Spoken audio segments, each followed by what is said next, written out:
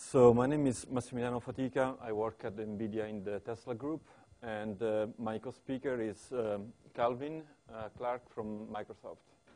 And we also have a team that will show at the end some new stuff we're doing with Microsoft on Cluster. Okay, this is just the agenda, so I'll give a brief overview on clusters, and then the requirements for GPU computing, what you need in a cluster to actually do some CUDA or OpenCL computing. Then I will cover the Linux part of the talk, and then Calvin will cover the Windows HPC, and then at the end we can do a Q&A. So why there is all this interest in clusters? This is a chart from top 500, and you can see that now cluster, that is this strange color over here, are pretty much like 90% of all the fastest machine in the world. It all started around 2000 with the Beowulf project. The idea was to put together consumer hardware, something you can buy in fries, with software, MPI, glue all together, and run. And now clusters are taking over all the HPC space. There are only few like vector machines that are kind of disappearing, and very few MPP. The reason for the popularity of the HPC is that they're very flexible. Clusters, if you need I/O, you will buy a fast I/O system. If you need high-speed interconnect, you will spend your money on InfiniBand or 10 gig or MiriNet. If you need a lot of memory, you will buy a particular motherboard. So this really gives you a lot of flexibility, and as a result, you get excellent price performance. Now, the reason why you are all in this room is that clusters with GPUs are the latest trend in HPC. So you've seen in the past few days, Titech has a big S1070 cluster, and CSA, CAE in France, Cyro in Australia. These are mostly like research, academia-like deployment. There are also commercial deployment, mostly in the oil and gas space. Petrobras in Brazil, Hess in Houston, a few other companies that don't want to let you know that they're using cluster with GPUs, so a lot of ... And also like finance space, like Bloomberg. And so this list is growing, and there is a lot of requests on how to build cluster with GPU. So the reason why clusters are so popular is because they are so flexible. So when people ask you, I get a lot of phone calls, what is the right configuration for a GPU cluster? You know what you need. I don't know what is your workload. So the right configuration is going to be dependent on the workload. Some workload don't require bandwidth to the card. For example, if you're doing computational finance and they're doing Monte Carlo, you do all the random number generation on the GPU. You're only sending like few floats to the card, and then you do billions of random number generation on the card. So that is an example where bandwidth is not important. There are other applications in which you are sending data back and forth to the GPU where bandwidth is a must. So you know your workload, you can find the right GPU configuration. What NVIDIA is offering for cluster deployment is the Tesla line. So it's a line that is designed for production environments. All these clusters are usually running 24 hours a day, 7 days a week for months. So you want something that is very reliable, especially on the cooling side. On the Tesla line, we do special memory testing for GPU computing. When you're buying a commercial consumer card, some of the vendors don't care if you get a pixel that is not the right color. In GPU computing, you cannot do that one. You need to have all the memory tested to be reliable. And we also have some special hardware just designed for cluster configuration. The Tesla S1070 is one. It's a rack-mounted system. I'll show you some picture later on. And now there are also vendors that are using this passive cooled solution called M1060 inside the rack. One thing that we can say about the minimum requirement of a GPU cluster, the way in which CUDA is working right now, you want to have a CPU core per GPU.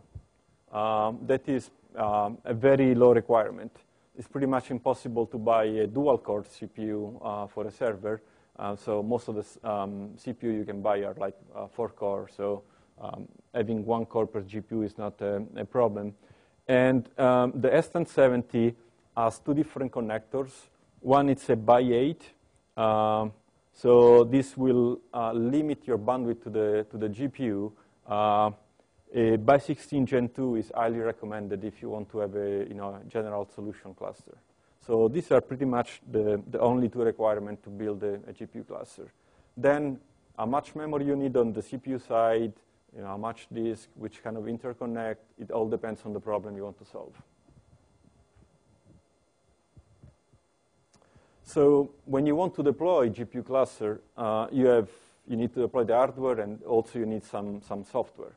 So to deploy CUDA software, and when I'm talking about CUDA, I'm talking about CUDA C, CUDA Fortran, or like OpenCL.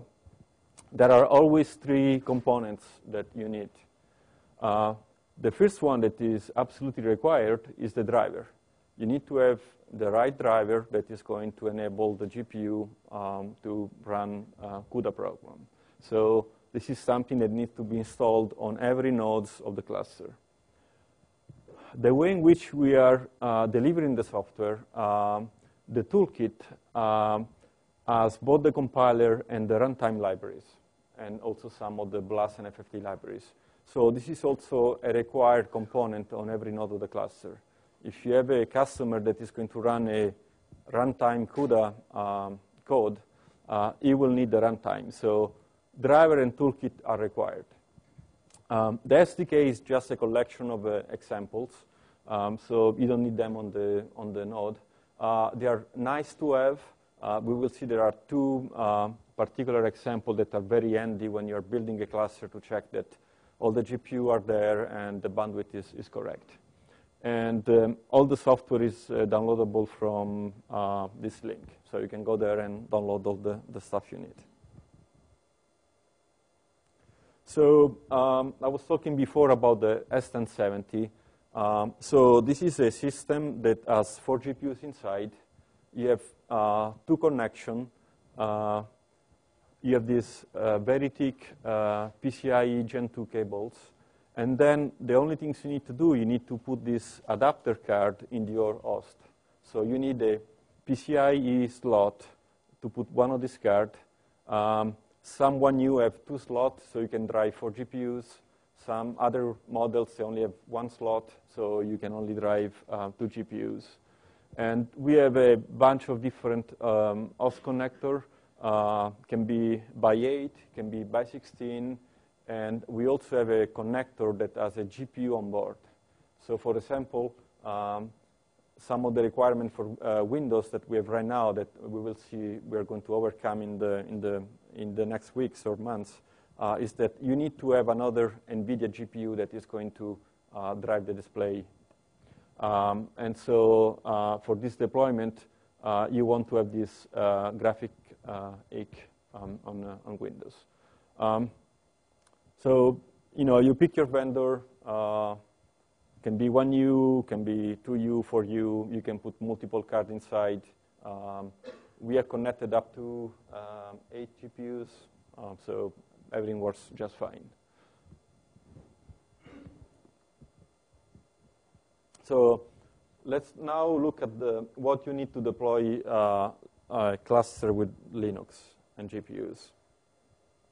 So first of all, there are several cluster management systems that are already aware of CUDA. So if you just want to build something out of the box, you can get something like ROX. Platform computing also has some new software to do CUDA deployment. Clustervision is offering a CUDA-enabled software management. And also Scyld from Penguin has a software clusterware that is CUDA-ware.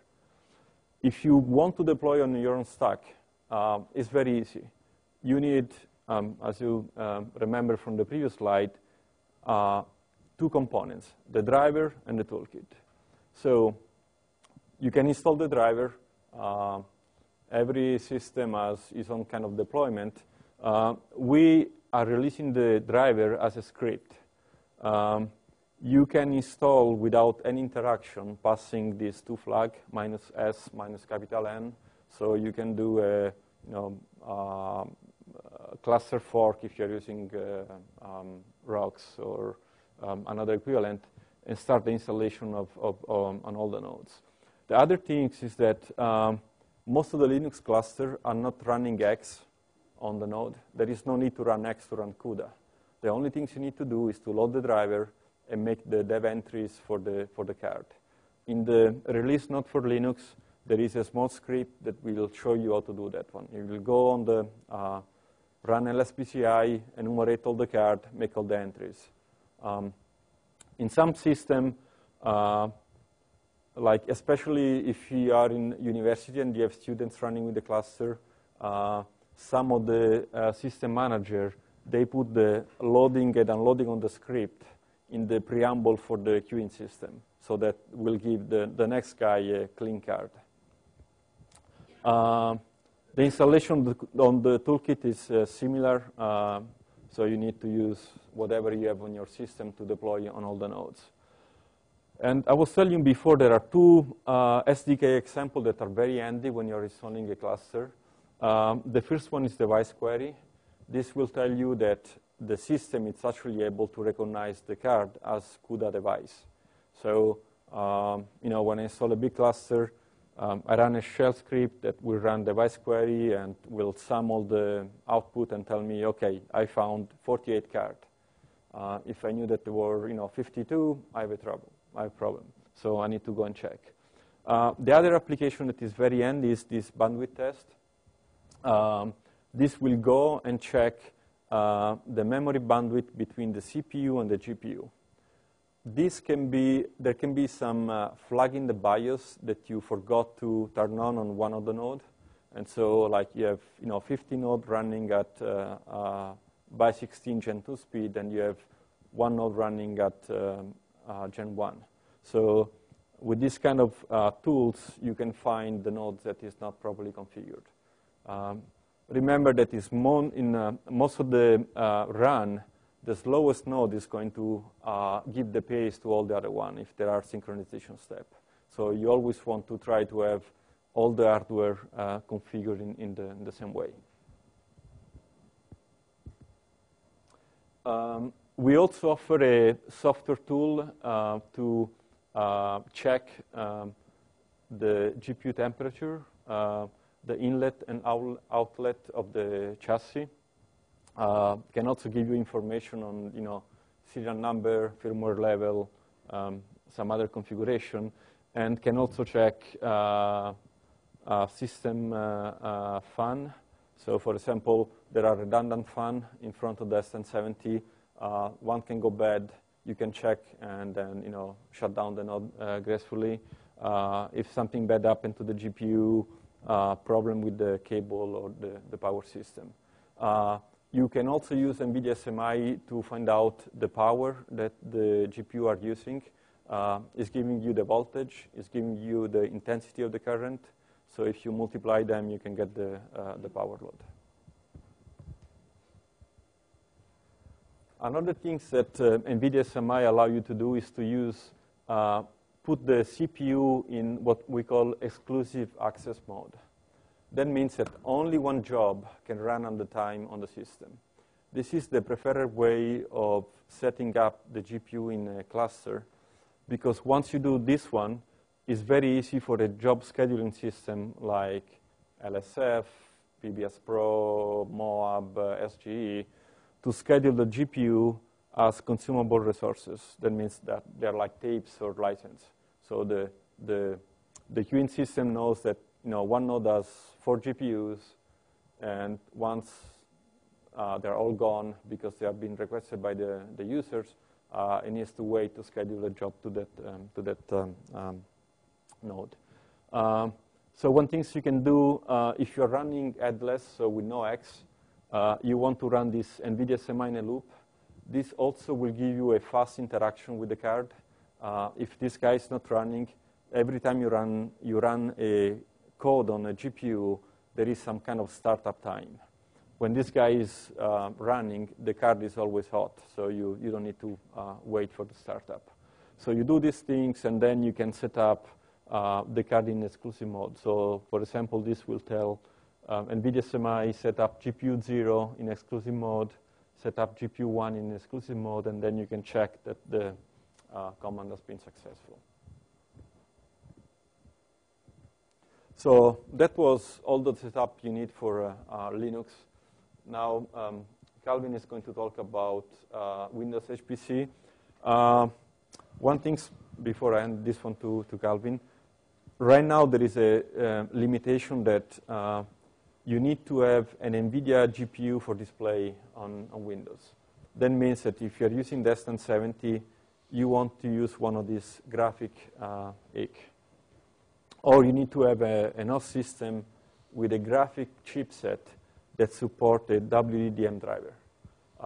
As Tim will show at the end of the talk, we're working on a new driver model where the GPU are not display device, and so you can run remote desktop, you can run CUDA without the need to have another NVIDIA GPU.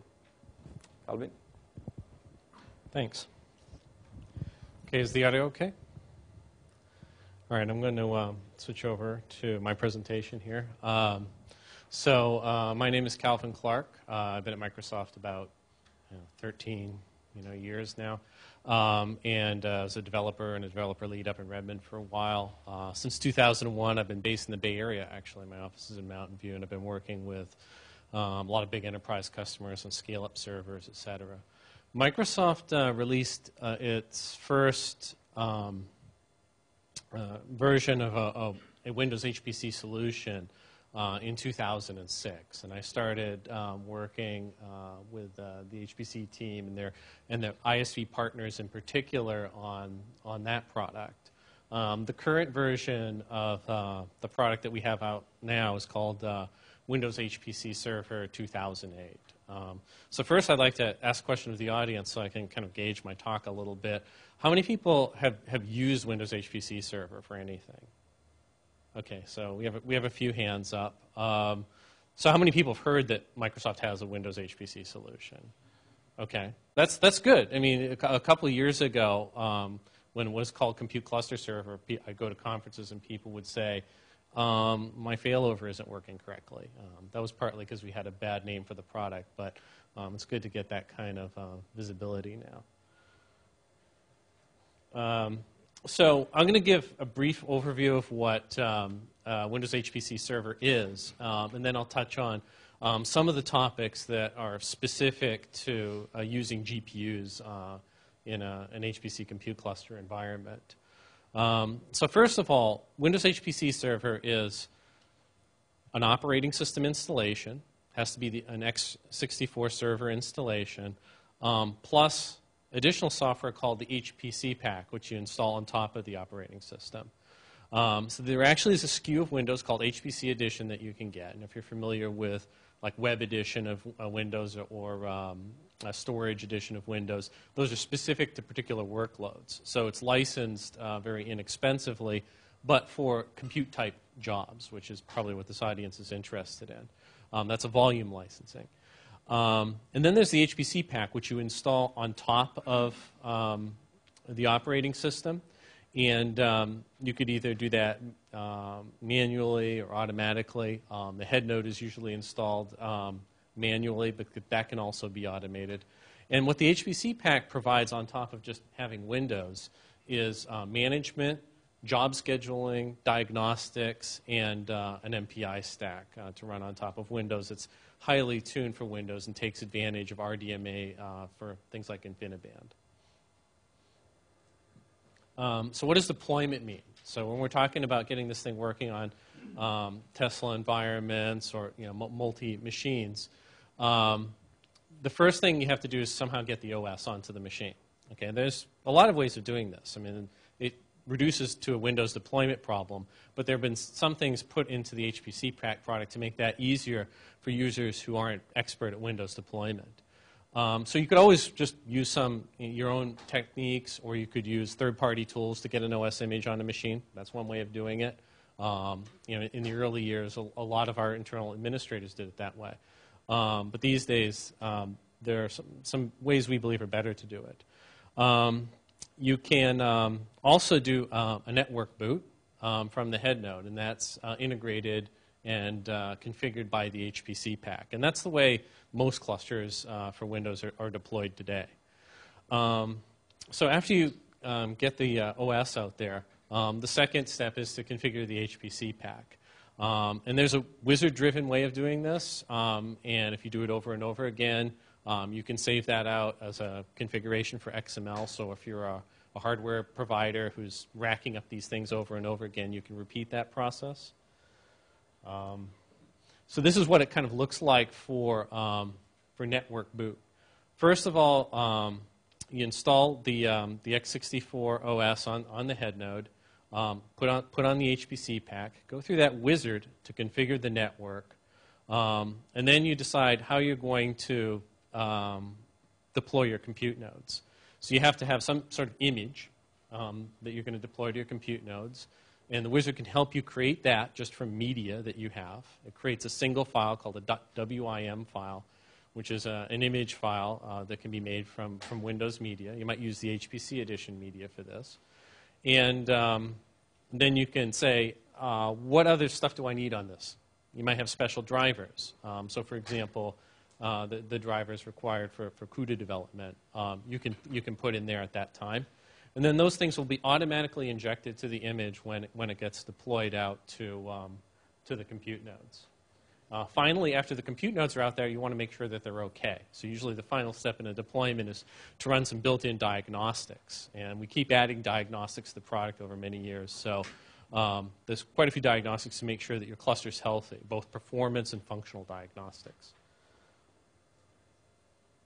So for network drivers, to drill into this a little bit better, after you install the OS, you have to on the head node you have to manually get the drivers that you need on that head node.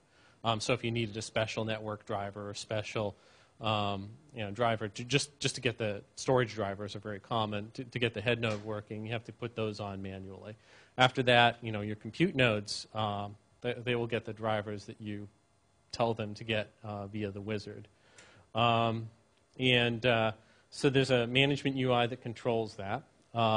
Network boot starts with the Pixie boot of the small version of the operating system WinPE that's used for deployment. And then it runs unattended Windows setup to get those compute nodes going. So essentially, there are different ways drivers are available for people. So you might have .inf drivers. Those can be used for injection, and I believe that's what we're doing with CUDA. That's actually the easiest way.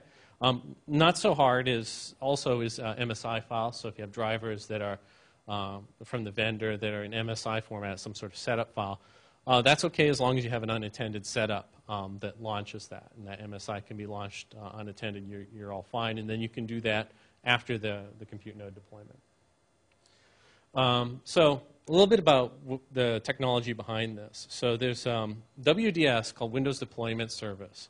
Back in the day, this used to be called RIS, but it's much, much improved over the earlier versions. Has multicast IP. It's the standard technology that a lot of Windows administrators use to roll out their Windows Vista, Windows 7 deployments, but the HPC pack helps you configure this. So you don't have to really learn much about WDS unless you want to customize it a lot. Sometimes it's useful to know something about it for diagnostics, but the HPC pack will actually configure that for you so that you can network boot your compute nodes.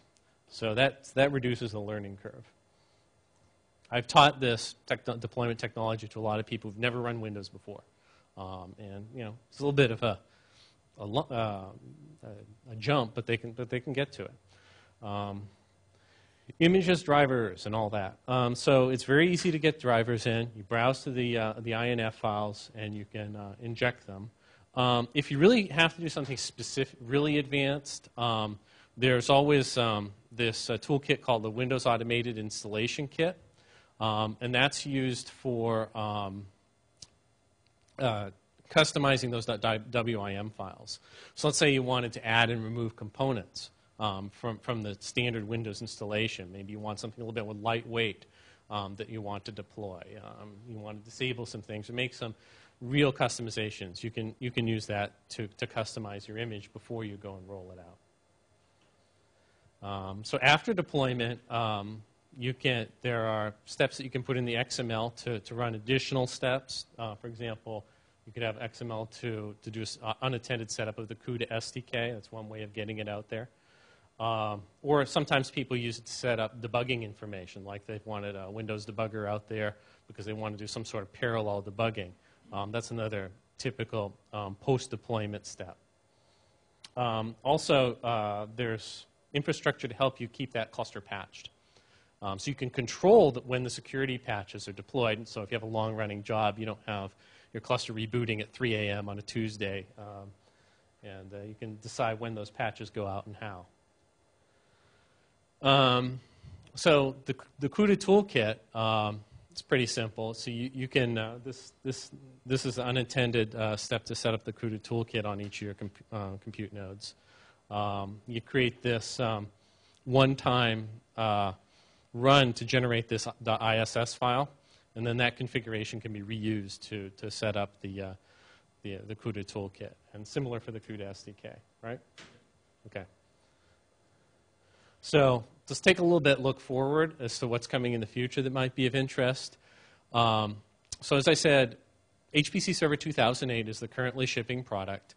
The next version is in CTP2 right now, which is kind of before Beta 1, and you can register to get that at connect.microsoft.com. You can get a 120-day trial image there, and you can play with some of that. That's really early. But there's some interesting things that will be coming in this version, not necessarily in the CTP2, but in later versions. Diskless boot via iSCSI is something that's been asked for by a lot of customers, so that's there. Make it easier to deploy these really big clusters, greater than 1,000 node deployments. It's possible now, but it can make it easier. And extensibility for diagnostics. So vendors can add their own diagnostics to our diagnostics suite. And then have those exposed easily to the user, and that's really important for a lot of our hardware vendors. So leveraging the GPU. So very quickly, all you have to do is set these environment variables: HPC attached to console, HPC attached to session. That's the quick answer. There's a paper that describes this. ResourceKit.windowshpc.net is a great resource to get information for both for developers and IT pros, and explains why you need to do this. I'm not going to go into that because we're a little bit short on time. If someone asks me a question as to why this is necessary, I can explain it. But it's actually very easy to do because you can just add this environment variable to your job submit, which is the standard job submission in HPC Server. So I'm almost done. We're going to talk about some ongoing HPC GPU work. So Accelerator is something you can look into at research.microsoft.com. They're doing a high-level data parallel library that you can use that allows you to leverage both the CPU and the GPU. This is a research-level project, so treat it as such. And it is built on top of DirectX. So there's some other interesting stuff going on.